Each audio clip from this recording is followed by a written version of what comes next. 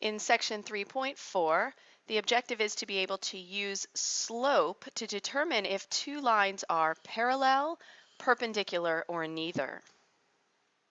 What is slope? You should remember from Algebra 1 that slope means rate of change, and there are many ways to express slope. We could call slope rise over run. We could call slope change in y over change in x. That's what the delta, that Greek letter delta means. It means change.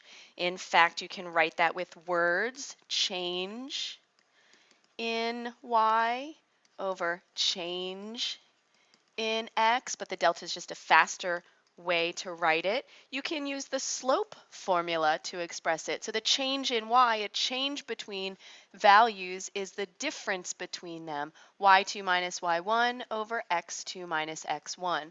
Many ways to represent slope being rate of change. Out in the real world, we use slope for many different things. For example, think about driving up a hill. For every inch that you drive, you increase your altitude some. When else in life do you experience slope? Write an example on your notes of where you find slope outside of the math classroom. Let's do an example of finding the slope of a line containing 2 points.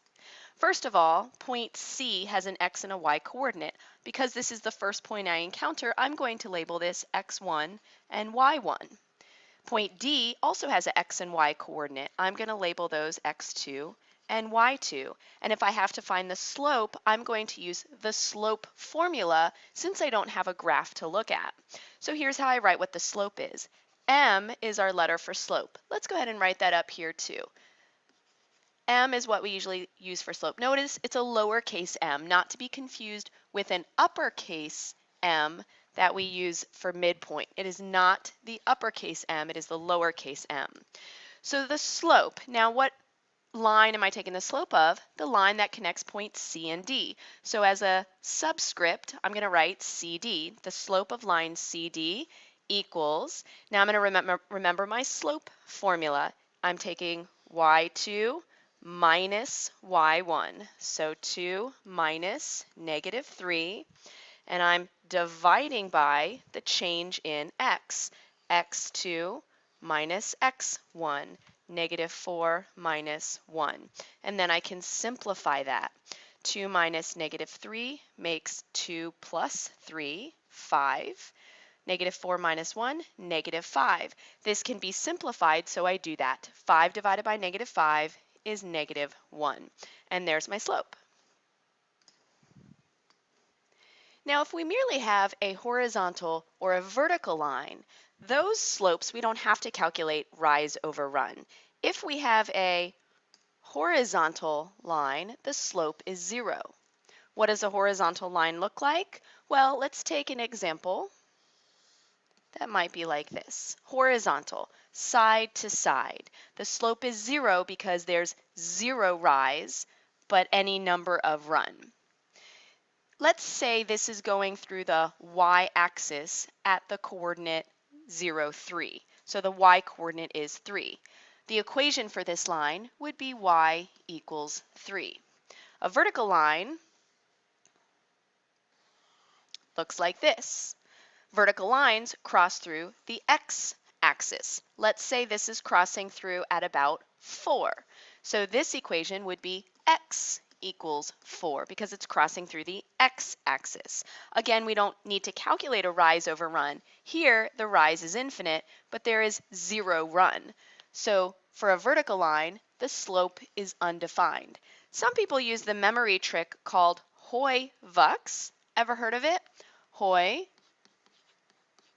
Vux. How is this helpful? Well, let's look at the letters. H for horizontal. Think a horizontal line going side to side.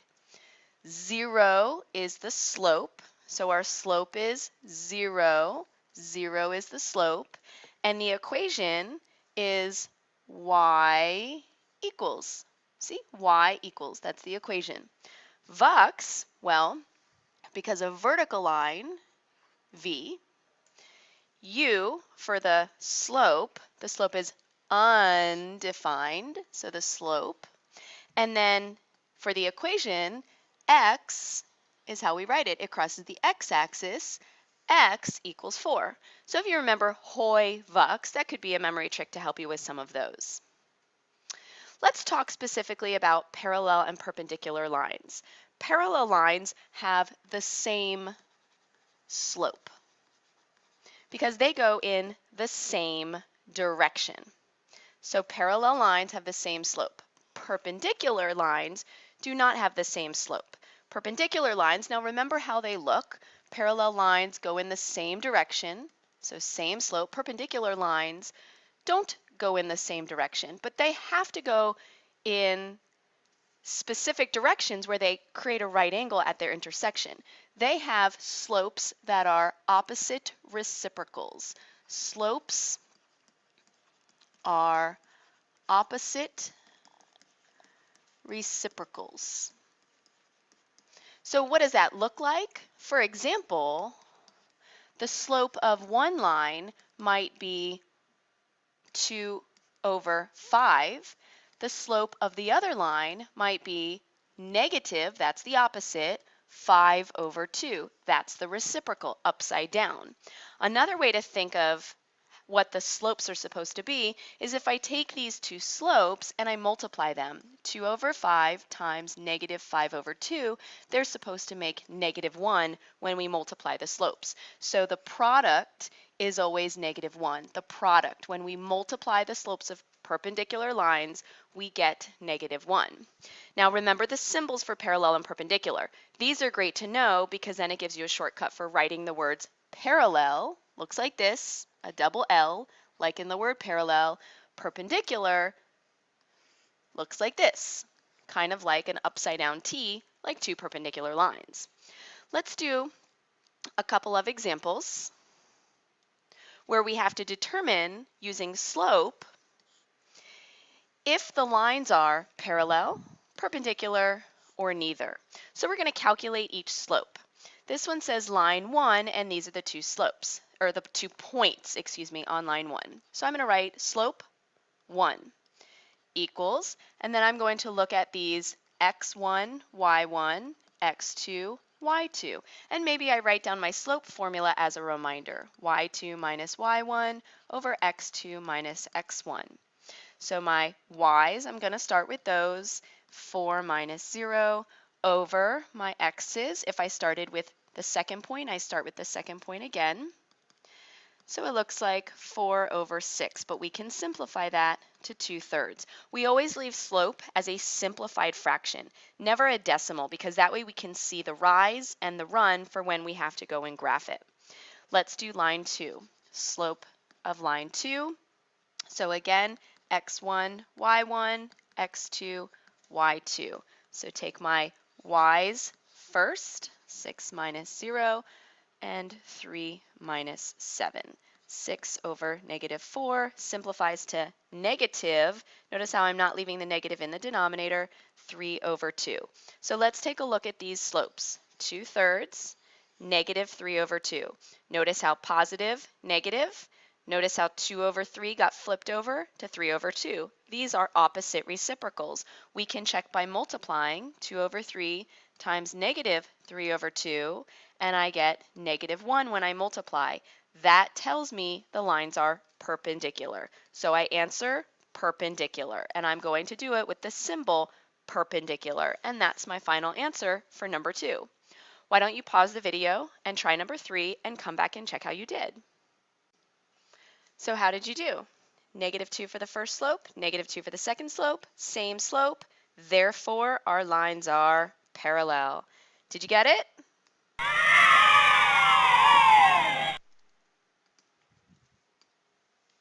We're going to continue to find slope and determine parallel or perpendicular, but now using graphs. So let's take a look at these two lines, line A and line B. See the labels on them? Now I'm not given points this time, so I may want to think in terms of rise over run. Remember that slope can also be thought of graphically, rise over run. So I might want to find exactly where these lines cross through grid points. And I see maybe here's a point and here's another point on line B. If I'm looking at line A, I notice here's a point and here's another point on line A. I usually try to pick the points that are closest together as possible. So now I'm going to count my rise over run. So I'm going to say slope of line A. Now the A is a subscript. Notice lowercase letters for lines. So starting from here, I count down 1. Now that's important. I go down because that means negative. Then I go to the right 1, so over 1. I can simplify that. Negative 1 divided by 1 is negative 1. Now let's count for the slope of line B. From left to right, I go up 1 and then over 1. So the slope of line B is positive 1 over 1, which makes positive 1. So what do we think about these slopes? Well, if I multiply them together, negative 1 times 1 makes negative 1. And when I multiply and I get negative 1, remember what that means? Perpendicular. These lines are perpendicular. Now, don't always assume from the graph that it's going to be perpendicular or parallel. Sometimes the graph can be deceiving. For example, in number 5, notice how these two lines, they look like they're never going to intersect. However, when we count the slope, we see something different. Why don't you pause the video, count the slopes, come back, and see how you did. So let's see how you did. The slope for line C. I picked these 2 points, 2 close points. From left to right, I counted down 3 blocks and over 2. So there's my slope for line C. For line D, I counted down 2 blocks and over 1. So negative 2 over 1, which makes negative 2. Remember that for lines to be parallel, they have to have the same slope. These are pretty close, but they're not the same. Therefore, these are neither parallel nor perpendicular. So make sure you're not deceived by the graph and that you actually do the work to count the slopes.